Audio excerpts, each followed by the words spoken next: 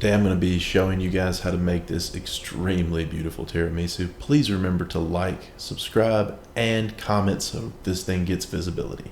Here are all the ingredients necessary. Check the recipe for a full list. You'll also need some cocoa powder, which I accidentally left off the table.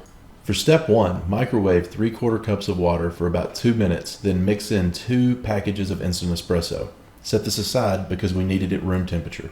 For step 2, take your 2 eggs, separate your egg yolks from your egg whites by cracking them and passing them back and forth between the shells. Separate those out into 2 separate bowls and set them aside. Make sure that you don't have any pieces of eggshell in there because no one wants a crunchy surprise in the middle of their tiramisu. Here we are at step 3. What you want to do now is grab your amaretto and add 2 tablespoons of amaretto, and then add an entire 8-ounce package of mascarpone cheese. After that, you want to go ahead and put on your whisk attachment on your mixer, set your mixer to about a 4, and let it go ahead and start to whisk the mascarpone and the amaretto together. When they're incorporated together, it's going to look about like this. It shouldn't take more than a couple minutes. This doesn't have to be whisked together like a whole bunch of times in order to fluff it up or to create any sort of different texture. This part, you just have to incorporate them well. When it's like this, you can go ahead and cut your mixer off. Next, we need to go ahead and take the contents of our mixer bowl. Make sure you tap everything off your whisk and get all of it off that you can. Take a spatula and scrape all that out into a secondary bowl. And then you're going to want to take your mixing bowl of your mixer and your whisk and go ahead and wash both of them because they're going to need to be cleaned for the next step, and they're going to need to be cleaned again for the step after that. The next step requires a double boiler. I don't have one, so what I've done is taken a Pyrex bowl and set it on top of a secondary pot that is filled with water. What you need to do here, add 2 tablespoons of sugar and your egg yolks. Then we're going to take a whisk, and while this is heating over what I'm going to call around medium heat, because I'll turn it up a little bit higher in the beginning and then turn it down as the water starts to get hot enough to heat my upper bowl. What you're going to want to do here is take that sugar and those egg yolks and whisk them. And just keep whisking and keep whisking while you cook them in this double boiler very gently until those egg yolks, which you can see there are very, very yellow at the start, turn completely white. So to do that, what we're going to do is cook it on the double boiler and just whisk and whisk and whisk and whisk and whisk. This whole whisking process, in order to get it to completely change, may take anywhere from 3 to 8 minutes, depending on whether or not you have your heat correct, but you can tell from the color. And at the end, what we end up with looks a lot like mayonnaise or an aioli. You can see the color here is very, very white in color. And at the very, very end, what we want to do is take that and immediately remove it from the heat because we don't want it to cook anymore. Once the color is changed, you want to get it off there.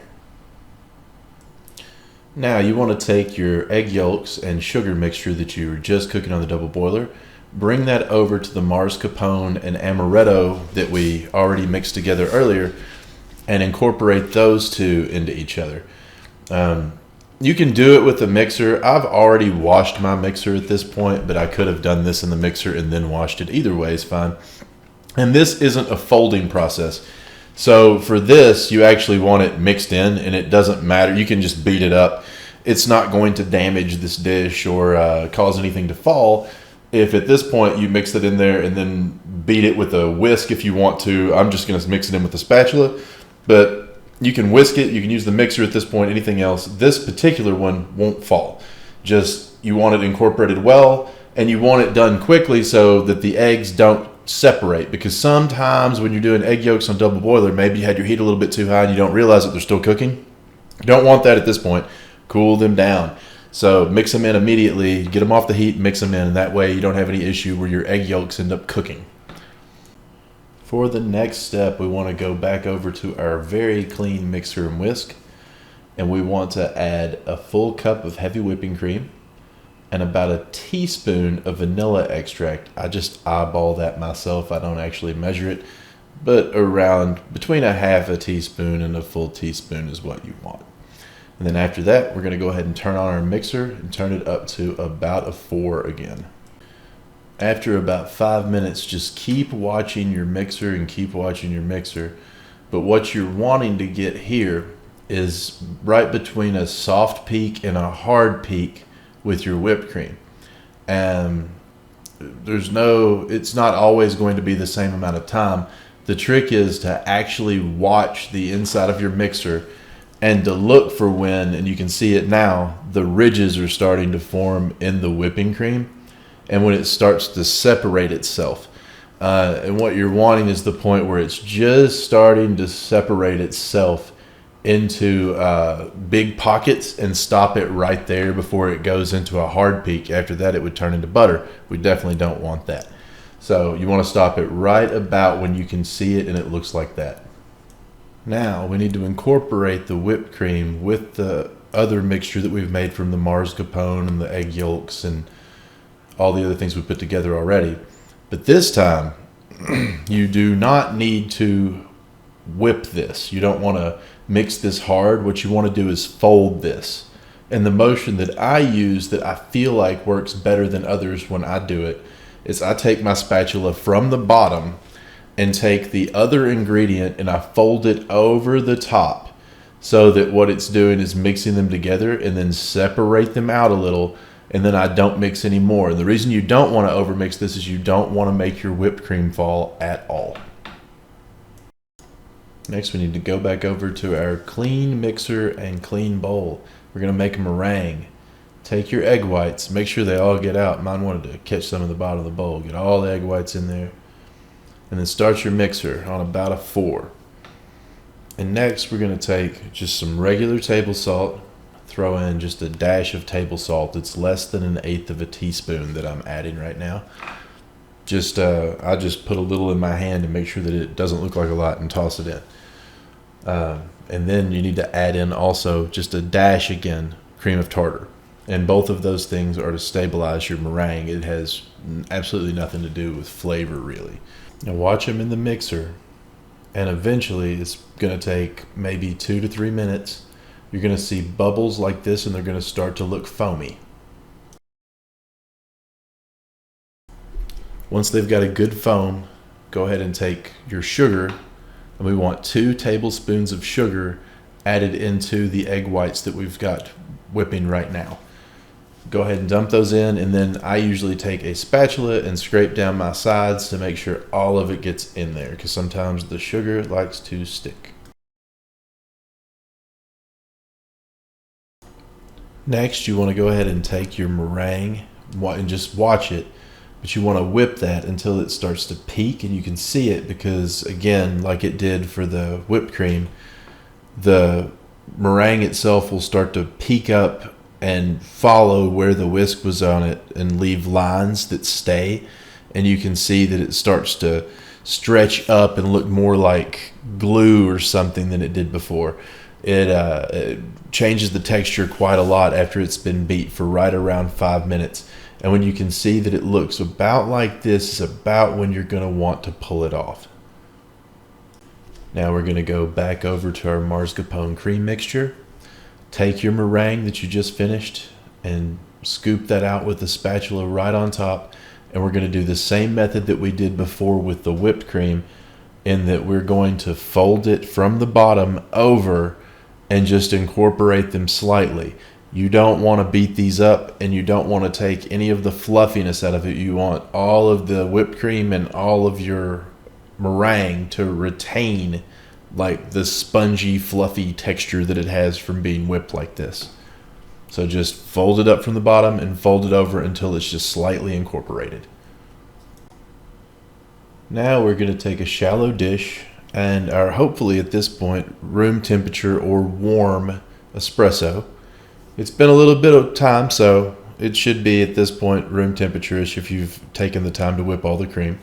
We want 3 tablespoons of Grand Marnier that need to be dumped into that, and then I usually just shake it together just a little bit, and this is all to be used for dunking our ladyfingers.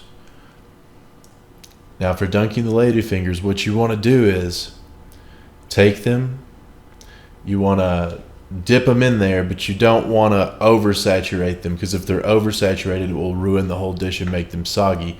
So you just kind of show it to them, dip them in, and then sit them in your pan, and you want to stack them in there so that they cover the entire pan. Now you want them packed in there as tightly as possible, and if that means that you have to break some in half or break them long ways even to get them packed in there as tight as you can so that they're like a layer of cake, do that. They need to be packed in as tight as possible. Next, you need to take your mascarpone cream mixture and go ahead and dump about half of it in there, and then spread it so that it's spread out as evenly as possible over your ladyfingers. You don't want gaps in there. You want it to actually flow down into any holes that it has so that it fills it in. Next, we start another layer of ladyfingers. It's just like it is on the bottom. You want to dip them either side, just gently, just show it to them, and then pack your ladyfingers in there as tightly as possible, because what you want is a stacked layer that's just barely pressed into your cream that makes a layer of cake in the center of your dessert. So just take them, dunk them either side, and stick them in there as tight as you can. And again, break them in half and whatever you need to do so that they fill in the entire side of the dish.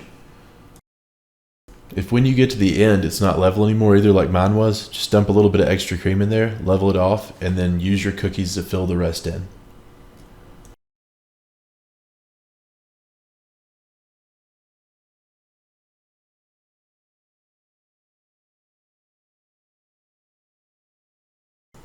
Next, you want to take all the rest of your mascarpone cream mixture and pour the rest of that on top of the dish and spread it out as evenly as you can spread it. You don't want to mess with it a whole bunch, all the times before. It can cause your meringue or whipped cream to fall if you just sit around and press with it and mess with it. Don't do that.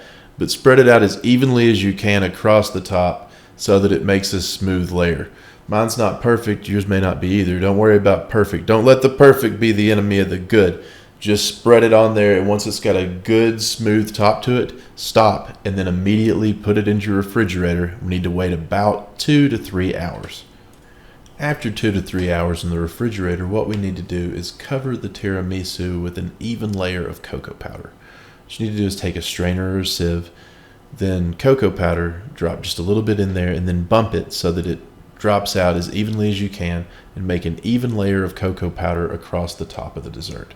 This takes a little bit of practice. You can mess it up pretty easily. You don't want it too thick, but you do want it to be covering every single bit of the top of the tiramisu. After you've done this, best idea to take a paper towel and wipe all the excess cocoa powder off of the top of your container, because there's going to be some on there. And then you need to cover it in saran wrap, and it needs to go back in the refrigerator for another 8 to 9 hours. After your 8 to 9 hours in the refrigerator, go ahead and take your saran wrap off and cut your tiramisu into 9 equal pieces. It's best to use a towel and wipe your knife off in between slices so that the sides of the tiramisu stay as clean as possible. If you don't do that, you'll end up with a lot of cocoa powder getting down on the sides. So after several hours of waiting and 45 minutes of cooking, there exists this really fun moment where you get to see if you mess up the entire thing while getting the first piece out after 13 hours. That part's a lot of fun. I think everyone should get to experience it sometime. Try making some tiramisu. Looks pretty though. Thanks for watching. Please like the video, subscribe, and share it with your friends.